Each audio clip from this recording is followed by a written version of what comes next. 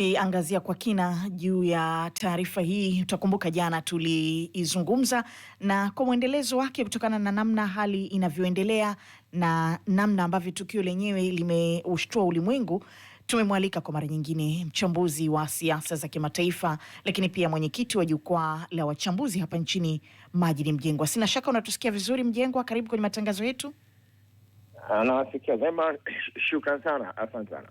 Naam, tumeshuhudia jana Maduro anafikishwa mahakamani kwa ajili ya kujibu tuhuma ambazo Marekani inamtuhumu nazo, lakini tunajiuliza, baada ya kuwa haya yote yameendelea, nchi nyingi tumeona kwenye taarifa mitandaoni, kwenye vyombo vikubwa vya habari duniani zikionekana kulaani tukio lilofanywa na Marekani, zikiwemo nchi za Amerika ya Kusini, visiwa vidogo vidogo vya Caribbean na nchi nyingine, China na mataifa mengine mengi.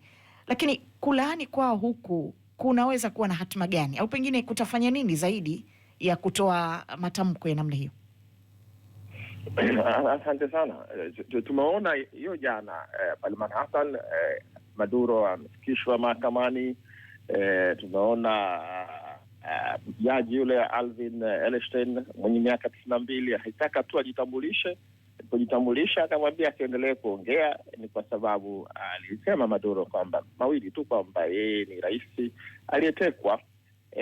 Sasa ukija kwenye swali lako hilo, walio nchi nyingi duniani kumekuwa na sauti sasa nyingi zenye kushutumu Marekani, kwa sababu hii ni hali mpya ambayo haijazoeleka, haijawahi kuwepo tangu Umoja wa Mataifa uundwe, kwamba taifa moja liwe na haki hizo za kuingilia taifa lingine. Ishatokea, lakini kwa Marekani kuonyesha moja kwa moja kupitia rais wake kwamba wamefanya hivyo na wataitawala, wataiongoza kama vile kuitawala hiyo Venezuela kwa kipindi ambacho hajasema mwisho wake lini, hadi mambo atakapokuwa sawa. Sasa hiyo inatafsiriwa kama vile ukoloni mpya sasa unakuja. Kwa hiyo dunia imeshangazwa na mataifa mengi ikiwemo Ulaya pia yameonyesha hofu yao ya kukiukwa kwa ile sheria za kimataifa, international law.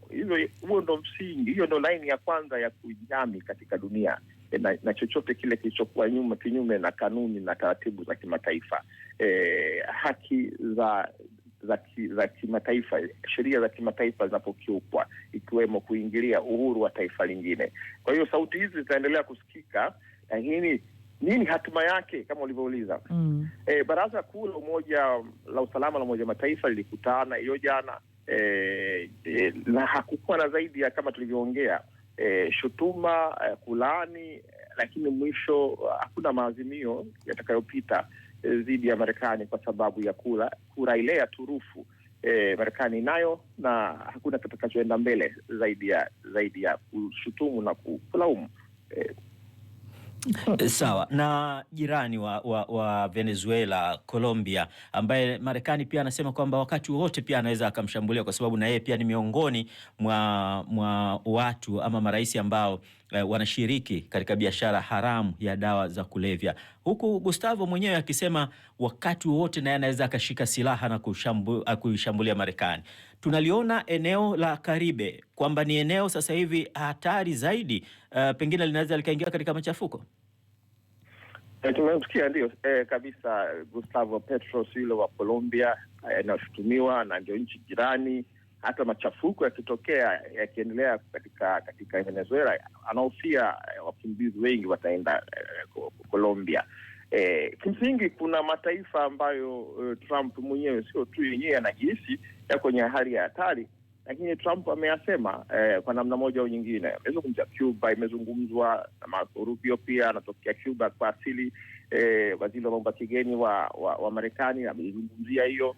Lakini kuna nchi kadhaa katika, ukiacha Argentina ambayo kiongozi wake ni swaiba wa Trump, huyo Mires ana wasiwasi, lakini wote wengine wako katika mguu sawa, sio mguu upande, wako katika hali ya kujiandaa, hali ya mashaka. Lakini mashaka hayo yatakwenda kwenye mataifa mengine pia. Kwa hiyo dunia imebadilika ghafla baada ya ile Ijumaa ya juzi tu hapa Ijumaa, Sauda alikuwa anazungumzia ugeni wa mwisho bila shaka, alikuwa anazungumzia China kushutumu, lakini ugeni wa mwisho pale ikulu ya Caracas ya Maduro ulikuwa kutoka China, ujumbe maalum aliongea nao Ijumaa ile alipoenda kulala.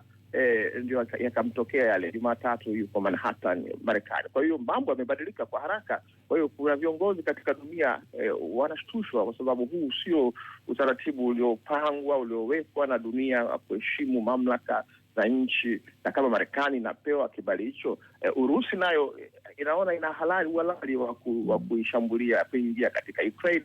Lakini China na Taiwan ni swali lingine pia linalotishia kwamba China wanaweza wakaingia Taiwan na hakuna wakuwa hoja. Mjengwa, kidogo kwa vile kuna mtu anayetusikiliza sasa anajiuliza, ulizungumza kidogo kwamba pengine hata mkutano uliofanywa na Umoja wa Mataifa kwamba hautofanya chochote kutokana na kwamba Marekani ana ile kura ya turufu. Hii kura ya turufu inamruhusu Marekani kufanya chochote anachojisikia? Nini maana yake?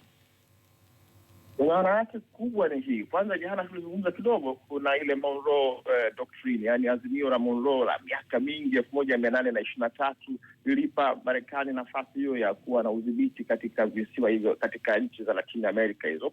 Amerika ni bara, lakini hizo Caribbean na nchi za Latin America. Na mwaka 1904 ilikuwa ni Roosevelt, rais wa Marekani, akaongeza akasema wanaweza pia katika azimio akaboresha, wakaingia kijeshi katika nchi za Latin America na kubadili serikali, regime change katika hizo nchi. Kwa hiyo ipo katika maazimio ya Marekani ya Monroe ambayo yaliboreshwa. Kwa hiyo hii ipo katika utaratibu wao kwamba wanaweza kufanya hivyo, na watafanya hivyo bila hata kuuliza Umoja wa Mataifa, kitu ambacho ndicho ambacho watu wanaona kwa nini mnakuwa na haki, mnajipa haki hiyo ya kufanya jambo hilo bila Umoja wa Mataifa kuwa na sauti ambayo au maazimio ambayo lazima yapate baraka za Umoja wa Mataifa.